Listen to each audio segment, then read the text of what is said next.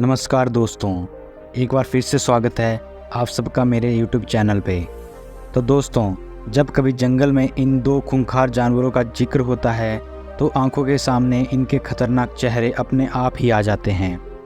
जहां शेर जंगल का राजा है और अपने रुतबे के लिए जाना जाता है, तो वहीं बाघ बेहद चालाक और ताकतवर है, जिसका सामना करना किसी भी जानवर के लिए आसान नहीं है।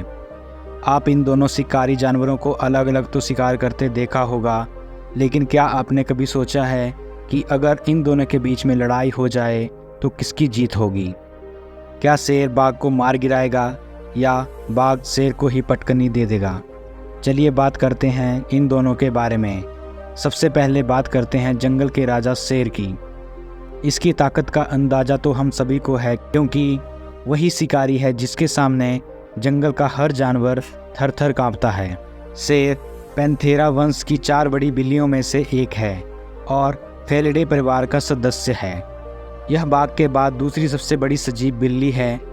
इनकी लंबाई 3.5 से 4 फीट और वजन 330 से 550 पाउंड तक हो सकता है। इनका मटमैला हल्का भूरा रंग शिकार के दौरान उन्हें घास के सूखे मैदानों में छुपाए रखता है। शेर को जंगल का राजा कहा जाता है क्योंकि इनका जंगल में विशेष गर्व और सम्मान है। इनकी आंखों में एक अद्वितीय गहराई होती है जो आत्मविश्वास और निडर होने का प्रतीक है। तो अब बात करते हैं बाघ के बारे में। बाघ जंगल में रहने वाला मांसाहारी स्तनधारी पशु है। यह अपनी प्रजाति में सबसे बड़ा और ताकतवर पशु है। इनकी लंबाई 12.5 फीट और वजन 650 पाउंड तक हो सकता है। बाघ लंबे, अधिक मांसल और आमतौर पर शेरों की तुलना में वजन में भारी होते हैं। हालांकि शेर बाघों की तुलना में लंबे होते हैं, बाघों को शेरों की तुलना में अधिक सक्रिय, आक्रामक और फुर्तीला माना जाता है, जबकि शेर एक तरह से आलसी होते हैं। तो दोस्तों, अपने शिकार पर शेर और बाघ कितनी मजबूती से अपने जबड़े की पकड़ बनाते हैं, तो इस बारे में आपको बता दें कि जंगल के राजा शेर का वाइट फोर्स 650 psi और बाघ का वाइट फोर्स 1050 psi होता है। यानी इस जगह पर भी हमें बाघ का पलड़ा भारी दिखाई दे रहा है। उदाहरण के लिए हम इंसानों का वाइट फोर्स 70 psi होता है और इसके साथ हम कई हार्ड चीज़ों को काट देते हैं। तो आप खुद सोचिए, शेर और बाघ अपने शिकार का क्या हाल करते होंगे। वैसे शेरों के बारे में यह बात मशहूर है कि जब ये शिकार के लिए निकलते हैं तो अपने साथ पूरा झुंड लेकर निकलते हैं। इनके इस झुंड को प्राइड कहा जाता है। तो वहीं बाघ अकेला ही शिकार करने चला जाता है, क्योंकि वो अपने एरिया में किसी भी बात को नहीं आने देता।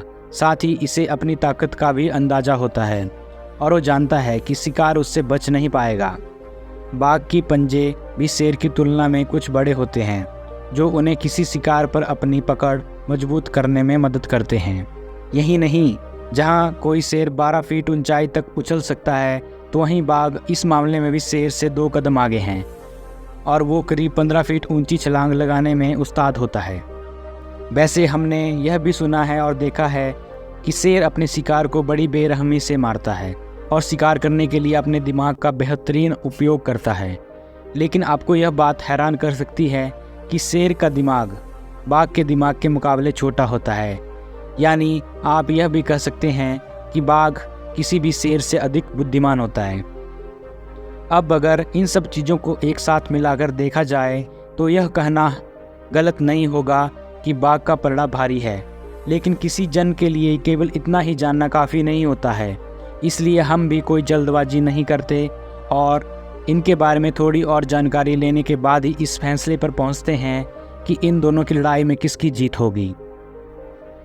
तो दोस्तों, अगर आपको यह वीडियो मेरी अच्छी लगी हो तो वीडियो को लाइक करना और चैनल को शेयर और सब्सक्राइब करना। मिलते हैं नेक्स्ट वीडियो में, तब तक के लिए धन्यवाद।